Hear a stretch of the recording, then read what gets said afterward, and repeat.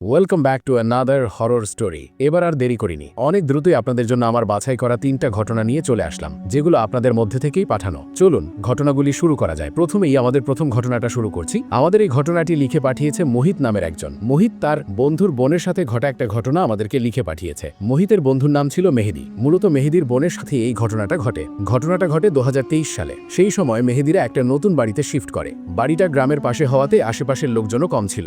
বেশ নিরিবিলি আর সুন্দর একটা বাড়ি। তবে বাড়িটার পেছন দিকে রাস্তার পাশে একটা বড় পুরনো আম গাছ ছিল, আর লোকমুখে ওই গাছ নিয়ে অনেক কাহিনী শোনা যেত। অনেকে বলতো যে সন্ধ্যার পরে নাকি ওই রাস্তা দিয়ে আসা যাওয়ার সময় গাছের ওপর কাউকে বসে থাকতে দেখা যেত। আবার অনেকেই ওই গাছ পার হয়ে যাওয়ার সময় তাদের পেছন থেকে কারো হাঁটার শব্দ পেত। তবে পেছনে কেউ থাকতো না। মেহেদির বড় আপু দেখতে ছিল অনেক সুন্দর। তার মাথাভর্তি চুল ছিল আর খুব শান্ত স্বভাবের মেয়ে ছিল। আপু সারাদিনে অনেকটা সময় তার বারান্দায় বসেই কাটাতো। নতুন বাড়িতে আপুর বারান্দাটা সে নিজের পছন্দ মতো করে সাজিয়েছিল। অনেক রকম গাছ দিয়ে, অনেক রকমের ফুল দিয়ে বেশ গোছানো পরিবেশ ছিল। সেই গাছ নিয়ে আপুর অনেকটা সময় কেটে যেত। বাইরে তেমন কারোর সঙ্গে আপু তেমন একটা মিশত না। হঠাৎ একদিন কোচিংয়ে যেতে দেরি হওয়ার কারণে মেহেদির আপু বাড়ির পেছন দিকের ওই রাস্তা দিয়ে শর্টকাটে যায়। আম গাছটা পেরোনোর সময় হঠাৎ একটা জোরালো বাতাস আসতে শুরু করে, যার কারণে তখন মেহেদির আপুর বাঁধা চুলের খোপা খুলে যায়। আপু তখন সাথে সাথেই তার চুল আবার বেঁধে কোচিংয়ে যাওয়ার জন্য রওনা হয়। তবে সেদিন মেহেদির আপু কোচিং থেকে দ্রুত বাসায় ফিরে আসে। তার নাকি শরীর খারাপ লাগছিল। মাঝরাতে আপু হঠাৎ চিৎকার দিয়ে ওঠে।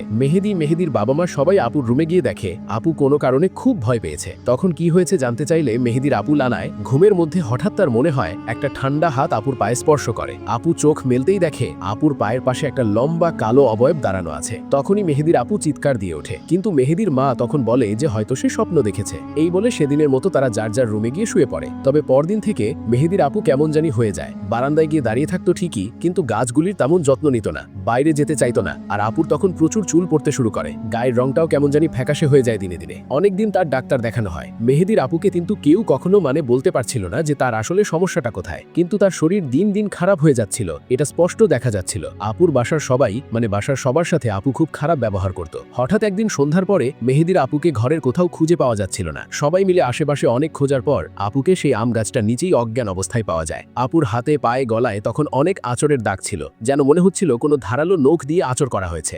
আপুর জ্ঞান ফিরলে আপু জানায় সে কিভাবে ওই আম গাছের কাছে গেল সেটা সে বলতে পারে না। এরপর থেকে মাগরিবের আজানের সময় মেহেদির আপু কেমন জানি ছটফট করতে থাকতো আর বাইরে বের হয়ে যেতে চাইতো। কোনোভাবেই আর ঘরে থাকতে চাইতো না। প্রায় রাতেই তাকে বাসায় খুঁজেও পাওয়া যেত না। আর পরদিন তাকে আম গাছের আশেপাশে কোথাও অজ্ঞান অবস্থায় পাওয়া যেত। অবশেষে মেহেদির আপুকে একটা হুজুরকে দেখানো হয়। সেই হুজুর বাসায় এসে সব ঘুরে আপুকে দেখে বলে যে আসলে সেদিন আপু চুল খুলে যাওয়ার কারণে একটা জিন আপুর প্রেমে পড়ে যায়, আর সেই জিন অনেক শক্তিশালী। সেই জিন আপুকে তাদের দুনিয়ায় নিয়ে যেতে চায়। সে হুজুর বলে কোনো একটা বয়স্ক আর বড় জ্ঞানী আলেমের সাথে দেখা করতে। সে এই কাজটা করতে পারবে না। এই জিনকে সরানো আসলে তার ক্ষমতার বাইরে। তার কথা মতো আরো একজন জ্ঞানী আলেমকে আনা হয়। সে বাসায় আসা মাত্রই মেহেদির আপু অনেক রাগ করতে শুরু করে, আরো অনেক বিশ্রী ভাষায় হুজুরকে গালাগাল করে। আর হুজুরও তখন অনেক দোয়া কালাম পড়ে আপুর মাথায় হাত রাখতেই আপু সাথে সাথে অজ্ঞান হয়ে যায়। পরে সবাই মিলে মেহেদির আপুকে তার রুমে গিয়ে শুইয়ে দেয়। হুজুর আপুর রুমে গিয়ে দরজা বন্ধ করে দেয় আর সবাইকে বাইরে বসতে বলে। কিন্তু আপুর রুম থেকে হুজুর ছাড়াও একটা ভারী গলার কণ্ঠ শোনা যাচ্ছিল। মনে হচ্ছিল কোনো একটা ভারী গলার পুরুষ কথা বলছে। বেশ অনেকক্ষণ যাবৎ হুজুর সেই লোকের সাথে কথা বলে। এরপর হুজুর বাইরে এসে সবাইকে জানায় সেই জিনটা আসলে অনেক শক্তিশালী আর সে তাকে কাবু করতে পারছে না। জিনটা বলছে যে করেই হোক সে মেহেদির আপুকে তার সাথে করে নিয়ে যাবে। এই কথা শুনে মেহেদির পরিবারের সবাই অনেক ভেঙে পড়ে। হুজুরের হাতে পায়ে পড়তে শুরু করে কোনোভাবেই মেয়েটাকে বাঁচানোর জন্য। তখন সে তার নিজের একজন শিক্ষকের অর্থাৎ হুজুরের আরেকজন শিক্ষক তার ঠিকানা দেয় এবং তার কাছে নিয়ে যেতে বলে। তার কথা মতো তাকে সেখানে নিয়ে যাওয়া হয়। সেখানে যাওয়ার পর সেই হুজুর আর তার সহকারী দুজন মিলে অনেক কষ্টে আপুর শরীর থেকে সেই জিনের প্রভাব মুক্ত করে। তবে সেই জিন নাকি বলে যে কোনোভাবেই হোক সে আবার ফিরে আসবে আর মেহেদির আপুকে সে তার সাথে করেই তার দুনিয়ায় নিয়ে যাবে। তবে সেই হুজুর মেহেদির আপুকে একটা তাবিজ দেয় আর সেই তাবিজটা সব সময় তার গলায় পড়ে থাকতে বলে আর সতর্ক করে যে কোনোভাবেই যেন সেই তাবিজ সে না খোলে। মেহেদির আপু এরপর থেকেই ধীরে ধীরে স্বাভাবিক হয়ে আসতে শুরু করে। দেখা যায় কয়েক সপ্তাহের মাঝেই সে একদম আগের মতো সুস্থ হয়ে গেছে, কোনো সমস্যা নেই, সবকিছু একদম ভালো। কিন্তু তার মাঝেও মেহেদির আপু মাঝে মাঝেই তার আশেপাশে একটা কালো অবয়ব দেখতে পেত, কিন্তু তখন আর ভয় পেত না। সে তার স্বাভাবিক জীবনেই ফিরে আসে। তবে একদিন বাসায় মেহেদির আপুর কিছু বান্ধবীরা বেড়াতে এলে তার আপুর হাতে সেই তাবিজটা দেখতে পায়। আর মেহেদির আপু কুমিল্লা থেকে ফেরার পর সব সময় বোরকা পরেই বাসা থেকে বের হতো, যার কারণে আসলে তার তাবিজটা কেউ তেমন খেয়াল করেনি। কিন্তু বাসায় আসার পর বান্ধবীরা তাবিজ নিয়ে তাকে অনেক কথাবার্তা বলে যে এতে নাকি তাকে দেখতে অনেক বিশ্রী লাগে, অনেক খ্যাত মনে হয়। এই জন্য আপু তাদের সামনে একটু স্টাইলে থাকার জন্য, একটু মডার্ন ভাব নেওয়ার জন্য সেই তাবিজটা খুলে ফেলে। মেহেদির বাসার সবাই মানা করলেও সে কারো কথা শোনে না। তাবিজ খোলার সাথে সাথেই কিন্তু কিছু হয় না। তখনও পর্যন্ত সে স্বাভাবিকই ছিল আর এই জন্য কেউ তাকে কিছু বলেও নি, বেশ স্বাভাবিকভাবেই যেতে থাকে। তবে হঠাৎ একদিন মাগরিবের আজান দেওয়ার সাথে সাথেই আপু আবার কেমন জানি ছটফট করতে শুরু করে আর বারবার বলতে থাকে যে তাকে সে নিয়ে যেতে এসেছে, আপুকে এবার সে নিয়েই যাবে। মেহেদী তার আব্বু আম্মু মিলে অনেক কষ্ট করেও আপুকে ধরে রাখতে পারছিল না, মনে হচ্ছিল তার শরীরে 5 জন লোকের শক্তি চলে এসেছে। মেহেদীর সবাইকে ছেড়ে কোনো রকমে দরজা খুলে সরাসরি ছাদের উপর উঠে যায়। সবাই তাকে ধরার জন্য তার পিছু পিছু ছাদে যায়, তবে গিয়ে দেখে আপু ছাদ থেকে লাফ দিয়ে দিয়েছে। আর সাথে সাথেই সবাই মেহেদীর আপুকে নিয়ে হাসপাতালে যায়, তবে শেষ পর্যন্ত তাকে আর বাঁচানো যায়নি। এই ঘটনার পর মেহেদীরা সেই বাড়িটা ছেড়ে দেয়, তারা আর এই অভিশপ্ত বাড়িতে থাকতে পারেনি। তো এই ছিল আজকের প্রথম ঘটনা। জানি না আপনাদের কেমন লেগেছে, যদি ভালো লেগে থাকে তো এই পর্যায়ে ভিডিওতে একটা লাইক দিতে পারেন আর শেয়ার করে দিতে পারেন আপনার কোনো বন্ধুর সাথে যে আপনার মতো এরকম হরর স্টোরি শুনতে পছন্দ করে। আর মোহিতকে অসংখ্য ধন্যবাদ তার এই ঘটনাটা শেয়ার করার জন্য। আপুর জন্য দোয়া রইল, আল্লাহ যেন আপুকে জান্নাত নসিব করে। এবার চলুন আমাদের দ্বিতীয় ঘটনাটা শুরু করা যাক। শুরু করছি আমাদের দ্বিতীয় ঘটনা। আমাদের দ্বিতীয় ঘটনাটা পাঠিয়েছে নোয়াখালীর কোম্পানিগঞ্জ থেকে একজন। ব্যক্তিগত কারণে তিনি নামটা আসলে প্রকাশ করতে চান না। এই ঘটনাটা বলার সুবিধার্থে আমি তাকে রতন নামে ডাকলাম। ঘটনাটা ঘটে 2023 সালে, অর্থাৎ খুব বেশি দিন আগের ঘটনা না। যাই হোক, তখন রতনের এলাকার খুব একটা পুরাতন পরিত্যক্ত বাড়ি ছিল।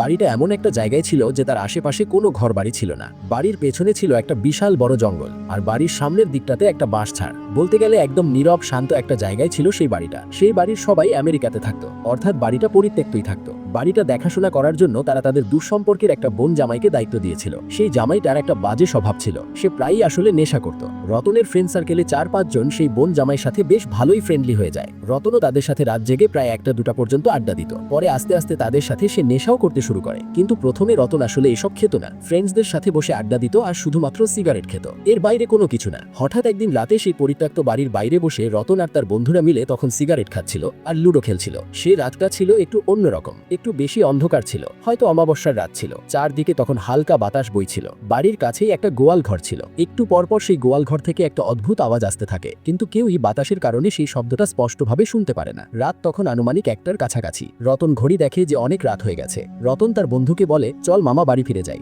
ভালো লাগছে না। রতনের বন্ধুরা তখনও আসলে বাজি ধরে লুডো খেলছিল। রতনের বন্ধু বলে যে আরেকটা ম্যাচ খেলি, এই ম্যাচটাই শেষ করে যাব। খেলা শেষ হওয়ার সাথে সাথেই তাদের বাতাসটাও থেমে যায়। এবার এই আওয়াজটা তারা স্পষ্টভাবে শুনতে পারে। রতনরা ছিল মূলত সেখানে 5 জন, সেই বোন জামাইটা সহ। রতনের মনে তখন একটু ভয় ঢুকে যায় ওই শব্দটার কারণে, কিন্তু তার বন্ধুরা এটাকে বিড়াল ডাকতেছে বলে হাসি তামাশা করতে থাকে। রতন আবার তার বন্ধুকে বলে, মামা চল চলে যাই, অনেক রাত হয়ে গেছে। রতনের বন্ধু তখন বলে, আরে বিড়াল ডাকতেছে, ভয় পাস নে। এসব বলে রতনকে নিয়ে উল্টো হাসি তামাশা করতে শুরু করে যে ছেলেটা ভয় পাচ্ছে। রতন বলে যে তাও চল, আমার আসলে ভালো লাগছে না। আর সেই সময় আওয়াজটা আরো একবার বেশ জোরালো ভাবেই আসতে শুরু করে। এটা এমন একটা শব্দ যেটা যে কারো মনেই আসলে ভয় এনে দিতে বাধ্য করে। কিন্তু রতনের বন্ধুরা কোনো ভয় পাচ্ছে না, আর সেটা রতনের কাছে একটু অদ্ভুত লাগে যে আমি একাই আসলে কেন ভয় পাচ্ছি। কিন্তু এরই মাঝে হাসি তামাশায় এক রতনের বন্ধু সবার সামনে নিজেকে সাহসী প্রমাণ করতে সে একাই গোয়াল ঘরের দিকে যেতে শুরু করে, যে আওয়াজটা আসলে কিসের সেটা দেখার জন্য। রতন একবার ভাবে যে সে তার সাথে যাবে, কিন্তু রতনের নিজেরই অনেক ভয় লাগছিল, তাই আর সাহস করে সে তার সাথে যায়নি। রতনের বন্ধু একাই গোয়াল ঘরের দিকে যায়, আর যাওয়ার প্রায় 10-15 মিনিট পর সে ফেরত আসে।